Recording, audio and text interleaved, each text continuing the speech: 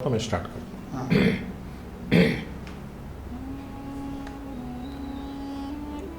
रमज़ान ईद के शुभ अवसर पर आप सबको बहुत बहुत शुभकामनाएं। जैसे कि हम सब जानते हैं, रमज़ान का महीना बड़ा पवित्र है, बड़ा महान है। वो इसलिए कि इस महीने में अल्लाह ने, ईश्वर ने, मेरे आपके पैदा करने वाले ने सारी मानव जाति के लिए मार्गदर्शन भेजा। हर युग में, हर ज़माने में और दुनिया के हर कोने में ईश्वर अपने पैगंबर, प्रॉफिट्स और मैसेंजर्स के माध्यम से ये मार्गदर्शन भेजता रहा है।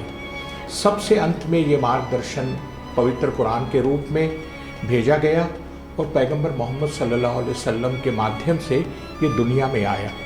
रमज़ान का महीना कुरान का महीना है और इस कुरान के महीने में ईश्वर ने हमारे लिए एक ट्रेनिंग कोर्स चलाया और इसमें ये शिक्षा दी गई कि पवित्र कुरान के जो आदर्श हैं, जो नियम हैं, जो ईश्वर की आज्ञाएं हैं, उसका हम कैसे पालन करें। रमज़ान में कहा गया सुबह 4 बजे उठना है, अपनी नींद को त्याग करना है, कुछ खा पी लेना है, ठीक समय पर खाना बंद करना है, ठीक समय पर खाना शुरू करना है, रोज़ा खोल देना है, 30 दिन तक लगातार 14-15 घंटे भूखा प्यासा रहना है, खाना, पानी, सेक्स इससे दूर रहना है, हर बुरे काम से रुक जाना है, समय समय पर दिन में 5 बार सब काम छोड़ छाड़ कर ईश्वर के दरबार में नमाज के लिए हाजिर हो जाना है।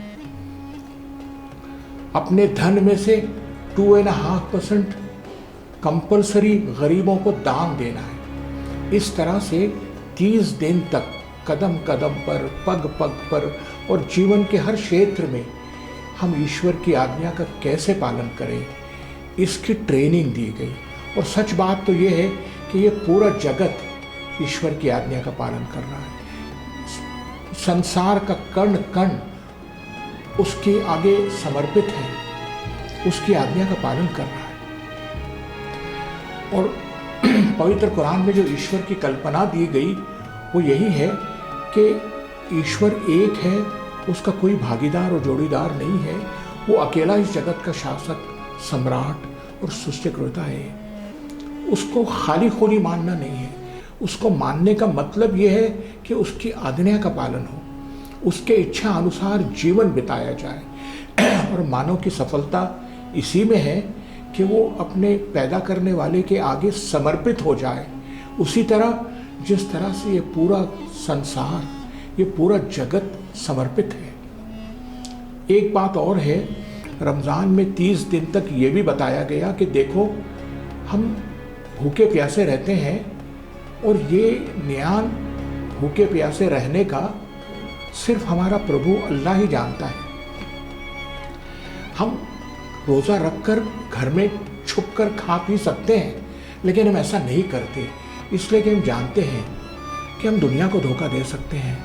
हमारे प्रभु को, वो तो हर जगह मौजूद है, उसको कैसे धोखा दे सकते हैं। वो तो सब कुछ देखता और जानता है। रोज़े में ये स्पिरिट जागरूक होती है कि एक दिन मुझे मेरे खुदा के पास लौट कर जाना है, मेरे कर्मों का हिसाब देना होगा, सज़ा और पुरस्कार तो मिल के रहेगा। ईश्वर की नाराज़गी से बचने की चिंता और उसको खुश करने का संघर्ष, ये वो भावना है जो इंसान को इंसान बनाती है। अकाउंटेबिलिटी बिफोर गॉड, ये इतना पावरफुल कॉन्सेप्ट है, ये एक ऐसी शक्तिशाली भावना है कि इंसान के मन और हृदय में अगर ये प्रवेश कर जाए तो फिर वो धोखा नहीं देता, वो चोरी नहीं करता, वो लूटमार, भ्रष्टाचार, अन्याय, अत्याचार नहीं करता, वो हर बुरे काम से रुक जाता है, वो भला इंसान बनकर दुनिया में जीता है। और फिर रोज़े में ये भी बताया गया कि देखो, खाना पीना, सेक्सुअल डिज़ायर्स, ये तो जीवन की मूल आवश्यकता है, लेकिन 14-15 घंटे 30 दिन तक लगातार इंसान उससे रुका रहता है। अपने इच्छाओं और मनोकामनाओं पर उसको कंट्रोल प्राप्त होता है, उसमें धैर्य और सहन शक्ति, पेशेंस और टॉलरेंस डेवलप होता है। और यही कारण है कि उसमें, उसके जीवन में डिसिप्लिन आता है। अपनी इच्छाओं और मनोकामनाओं को कंट्रोल करने वाला बन जाए इंसान, तो फिर वो भला इंसान बनता है। और डिज़ायर्स उसको कंट्रोल करने वाले बन जाएं और वो अपनी इच्छा और मनोकामनाओं का गुलाम बन जाए, तो फिर वो जानवर बन जाता है। यही जो है 3 गुण है, ओबीडियंस, अकाउंटेबिलिटी और डिसिप्लिन। ये मानव जीवन के हर क्षेत्र में इसका बड़ा महत्व है। सफलता का यही रहस्य है, इस दुनिया के जीवन में भी और मौत के बाद की जिंदगी में भी। ये 3 गुण, ओबीडियंस, अकाउंटेबिलिटी और डिसिप्लिन, अगर ये न हो तो फिर कुछ भी नहीं, मानव जीवन असफल है। वो दुखी जीवन हो जाता है, कठिनाइयों और समस्याओं से भर जाता है उसका जीवन। और जहाँ ये 3 गुण मौजूद है, कोई समाज, कोई देश, इन 3 गुणों के आधार पर उसका निर्माण होता है, तो फिर वो प्रगति करता है, उन्नति करता है। उसकी सफलता को कोई रोक नहीं सकता। यही ट्रेनिंग रमज़ान के 30 दिन में दी जाती है।